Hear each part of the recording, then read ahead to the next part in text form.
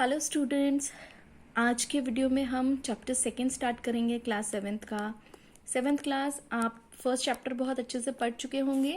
अब हम second chapter की ओर बढ़ते हैं। पहले चैप्टर में हमने न्यूट्रिशन इन प्लांट्स पढ़ा था। हमने देखा था कि प्लांट्स किस किस तरीके से न्यूट्रिशन लेते हैं, सेल्फ प्रोडक्शन करते हैं फूड, तो उन्हें ऑटोट्रॉफ्स कहते हैं। और कुछ प्लांट्स जो डिपेंड करते हैं अदर प्लांट्स पे या एनिमल्स पे अपने फूड के लिए, उन्हें हेटरोट्रॉफ्स कहते हैं।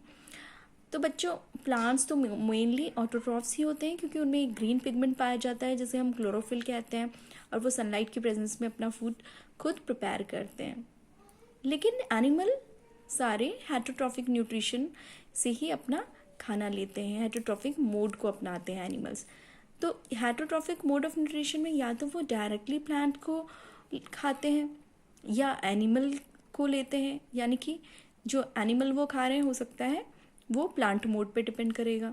तो वो डायरेक्टली प्लांट ले लेंगे या इनडायरेक्टली प्लांट ले रहे हैं, तो या प्लांट फूड पे डिपेंड करते हैं या एनिमल फूड पे डिपेंड करते हैं, या फिर दोनों ही खाते हैं, प्लांट भी एनिमल भी। 6th क्लास में बहुत अच्छे से पढ़ चुके हो कि हर्बीवोर होते हैं जो ग्रास खाते हैं, प्लांट खाते हैं, प्लांट के प्रोडक्ट्स खाते हैं, उनको हम हर्बीवोर कहते हैं, जैसे रैबिट। दूसरा कार्निवोर, जो एनिमल को ही अपने फूड के लिए लेते हैं, ठीक है, उन्हें कार्निवोर कहते हैं, जैसे टाइगर। और कुछ एनिमल्स ऐसे भी होते हैं जो ओमनिवोर होते हैं, यानी कि जो प्लांट प्रोडक्ट्स भी लेते हैं और एनिमल्स को भी लेते हैं as their food, as their nutrition. उन्हें हम क्या कहते हैं? ओमनिवोर, जैसे डॉग। इसको आपने रोटी खाते हुए भी देखा होगा और फ्लैश खाते हुए भी देखा होगा, ठीक है। तो बच्चों, 6th क्लास में आप एक और चीज पढ़ चुके हो, आप बैलेंस डाइट पढ़ चुके हो, ठीक है। और बैलेंस डाइट में आपने क्या पढ़ा कि जो कंपोनेंट्स होते हैं हमारे फूड, ये जो न्यूट्रिशंस होते हैं, वो अपनी पूरी बराबर मात्रा में होने चाहिए जितना कि रिक्वायर्ड है फूड में, तभी हमारा फूड जो होता है वो बैलेंस कहलाता है। या बैलेंस डाइट हमारी बॉडी के लिए नेसेसरी होती है। क्यों होती है? और ना लेंगे बैलेंस डाइट तो कौन कौन से डिजीज हो सकते हैं हमें, वो आप पढ़ चुके हैं। तो कंपोनेंट्स ऑफ फूड आपने जो पढ़े हैं 6th क्लास में, carbohydrate, fats, proteins, vitamins and minerals आपने पढ़े हैं। तो बच्चों, अब क्वेश्चन आता है कि ये जो भी फूड के कंपोनेंट्स है या जो भी फूड हम डायरेक्टली ले रहे हैं, हम अपनी बॉडी में लेते हैं, मेनली क्यों लेते हैं हम फूड, खाना क्यों खाते हैं? इसीलिए ताकि हमारी बॉडी प्रॉपर वर्क कर सके, हमें कोई भी काम करने के लिए एनर्जी मिल सके। जैसे मैं अभी बोल रही हूँ, आप सुन रहे हैं, आप फिर नोट्स उतारेंगे, तो ये सारे जो भी काम करेंगे इसके लिए कुछ एनर्जी चाहिए, तो वो हमें किससे मिलती है? हमें फूड से मिलती है। और फूड में ये वेरियस कंपोनेंट्स होते हैं, ठीक। अब जो फूड हम डायरेक्टली लेते हैं, फॉर एग्जाम्पल हमने कार्बोहाइड्रेट लिया, वो क्या है? एक कॉम्प्लेक्स सब्सटेंस है, तो उसे तोड़कर बॉडी के डिफरेंट पार्ट्स तक पहुंचाना ज़रूरी होता है, क्योंकि एज इट इज़ हमारी बॉडी के डिफरेंट पार्ट्स तक ये फूड कंपोनेंट ऐसे ही नहीं पहुंच जाते, इन्हें सिंपल फॉर्म में तोड़ना ज़रूरी होता है। तो ये प्रोसेस जिसमें कॉम्प्लेक्स सब्सटेंस सिंपल सब्सटेंस में टूटता है, डाइजेशन कहलाता है, ठीक है। क्योंकि हम क्या करते हैं? कॉम्प्लेक्स सब्सटेंस को डायरेक्टली नहीं ले सकते। Complex substances can't be utilized as such, so need to be broken into simpler substances, and this is the process of digestion, ठीक है, breaking down of complex substance into simpler one, इसी को हम digestion कहते हैं, ठीक है। process of breaking down complex substance into simpler is called digestion।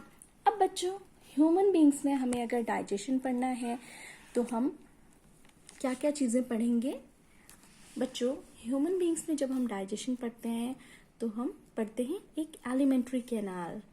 Alimentary canal क्या है? वो कैनाल जिसमें फूड पास करता है, और एक ये कंटिन्यूस कैनाल के फॉर्म में होती है, ठीक है, जिसकी स्टार्ट पॉइंट होती है बक्कल कैविटी और एंड पॉइंट होती है एनस, ठीक। So what is alimentary canal? It is a canal in which food passes through a continuous canal which begins at buccal cavity or mouth आप कह सकते हो, and ends at anus is called alimentary canal. Now we will study what are the different parts of alimentary canal or the different compartments of an alimentary canal. मतलब क्या क्या भाग हैं ये alimentary canal के, आहार नाल के हम उनको पढ़ेंगे अच्छे से, क्योंकि आपको सबसे पहले आपकी बॉडी में एलिमेंट्री कैनाल कहाँ से कहाँ तक होती है ये पता होना चाहिए, उसके पार्ट्स पता होने चाहिए। तो सबसे पहले बकल कैविटी या माउथ में आपका फूड एंटर करता है, then food enters into food pipe, उसको आइसोफेगस भी हम कहते हैं। तो आप दोनों ही नाम आप याद रख सकते हैं, फूड पाइप और आइसोफेगस, कोई सा भी यूज कर सकते हैं, लेकिन आप दोनों नाम याद रखें तो अच्छा होगा आपके लिए, ठीक। क्योंकि नेमिंग में आ गया अगर नेम आइसोफेगस और draw diagram naming oesophagus stomach large intestine, तो फिर आपको वहां पर फूड पाइप ऑप्शन नहीं दिया होगा, तो आपको पता होना चाहिए कि फूड पाइप को हम आइसोफेगस भी कहते हैं। तो क्या क्या कंपार्टमेंट्स हैं, ये पार्ट्स हैं एलिमेंट्री कैनाल के, buccal cavity, food pipe, stomach, small intestine, large intestine and anus. ठीक है बच्चों।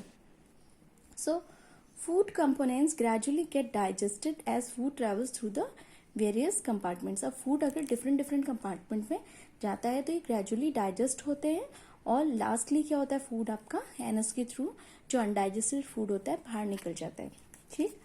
तो बच्चों वेरियस ग्लैंड्स भी होते हैं यहाँ पर जिनका इम्पॉर्टेंट फंक्शन होता है, जैसे सेलेवरी ग्लैंड से सलाइवा निकलता है जो आपके कार्बोहाइड्रेट का डाइजेशन करने में हेल्प करता है, लिवर से आपके जूसेस निकलते हैं एंजाइमेटिक, और पैंक्रियाज से भी आपके डाइजेस्टिव जूसेस निकलते हैं जो डाइजेशन के प्रोसेस में हेल्प करते हैं और आपके जो कॉम्प्लेक्स सब्सटेंसेस हैं उनको सिंपल कम सब्सटेंसेस में तोड़ देते हैं। तो चलो बच्चों एक बार हम इसे डायग्राम की हेल्प से भी कर लेते हैं, ठीक है। तो this is the diagram of digestive system, you can see it here. So let's start from the first one, this is mouth, the buccal cavity, ठीक। फूड एंटर्स हेयर, यहाँ फूड एंटर करता है और फूड पाइप के through, this is oesophagus, food pipe आपका, ठीक। यहाँ stomach में आपका फूड आता है और फिर स्टमक से food enters into small intestine, ठीक है बच्चों, स्मॉल इंटेस्टाइन में एंटर करते हैं, then food enters into large intestine, and large intestine से फिर जो अनडाइजेस्टेड फूड होता है वो एनस के थ्रू बाहर निकल जाता है, ठीक।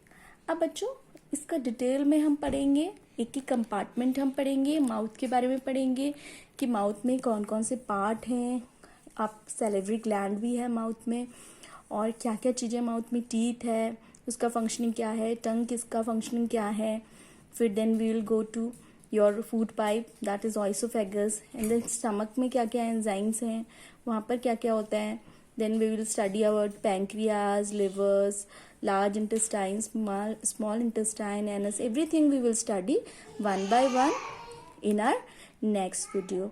अगर बच्चों आपको मेरी वीडियो अच्छी लगी तो इसको शेयर करिए ताकि और बच्चे भी इसे समझ सके इस वीडियो के थ्रू। Thank you.